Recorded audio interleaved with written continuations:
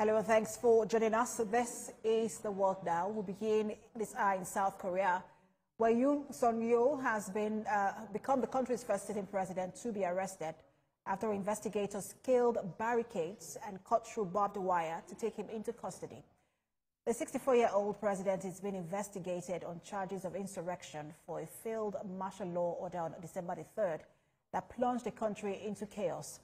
He has also been impeached by Parliament and suspended, but will only be removed from office if the Constitutional Court upholds the impeachment.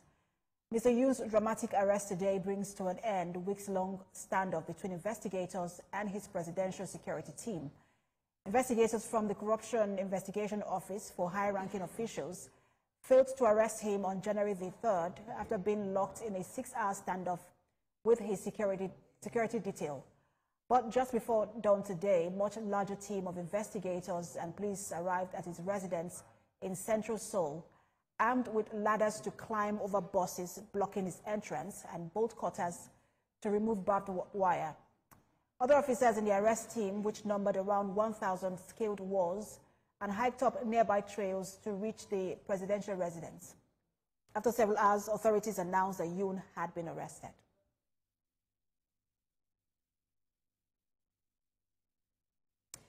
Now, for more on this, a journalist in Northern Ireland, Francis Hughes, joins me on The World Now from Belfast. Good to have you join us. Thank you very much. Thank you for the invitation. Hello, everyone. So I wanted to get your reaction to all of these developments in South Korea. Yoon has now become the first president to be arrested in that country. Yes, I think what we're witnessing is the exposure of the failure and corruption of Western-style politics all over the globe. It's not just in South Korea. I mean, apparently this man was to be investigated on corruption charges, and then he tried to bring in martial law in order to protect his own position within the government, so that basically he wouldn't have to face investigation, potential trial, and potential imprisonment for criminal acts. Now, Joe Biden is in the process of leaving the Oval Office in Washington, and he's giving pardons to his son, Hunter Biden, who's been accused of many different scandals, corruptions, and criminal acts. And then we have the likes of people in England. Recently, somebody called Sadiq had to resign as a junior minister because a family relative in Pakistan is involved, member of Parliament in Pakistan is involved in corruption charges in and around property. So modern politics, as we see it in the West and those countries that are vassals of Washington, appears to be career political politicians who are involved in many instances in corruption. They're only in politics in order to aggrandize themselves, to get in positions of power and influence, where they will receive money and beneficiaries that are in their favour. So personally, I'm glad that he's been arrested. I'm glad that he's been investigated, and I wish that this was brought further afield across the globe in order to hold these people who are guilty of graft and corruption accountable for basically stealing money that belongs to the people of their countries, to the citizens that they claim to represent, when in effect they're just representing themselves and getting as much as they can out of the system, and many of them appear to be bought by the global corporations that want to do business in their countries.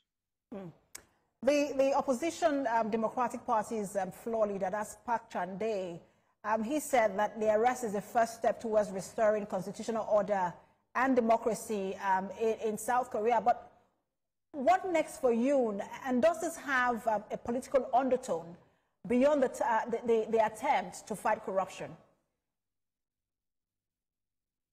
Well, the case is about corruption. Whether or not there's any kind of political machinations in the background where people wanted to get rid of him, they wanted to have him deposed, they wanted to somehow undermine his leadership. But from the outside and from where I am, this man is Washington's man in soul.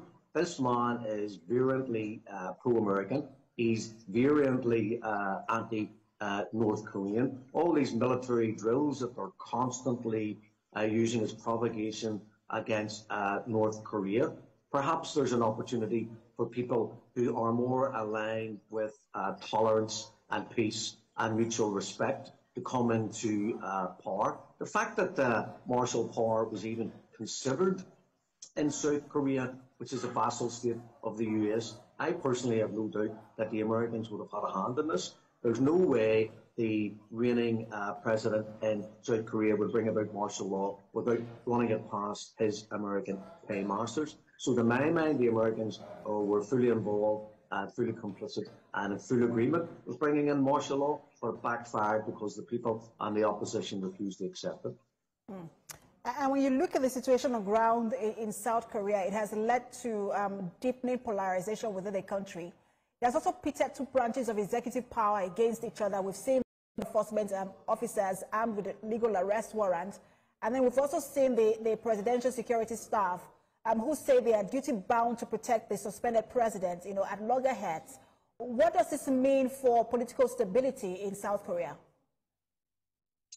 Well, the political stability should come from removing this man from office if he has found that there is a genuine case of corruption and criminality brought against him. It's not as if he is a messiah. It's not as if he is the constitutional leader who has been falsely accused. There's a huge difference here between someone who's falsely accused, like Imran Khan in Pakistan.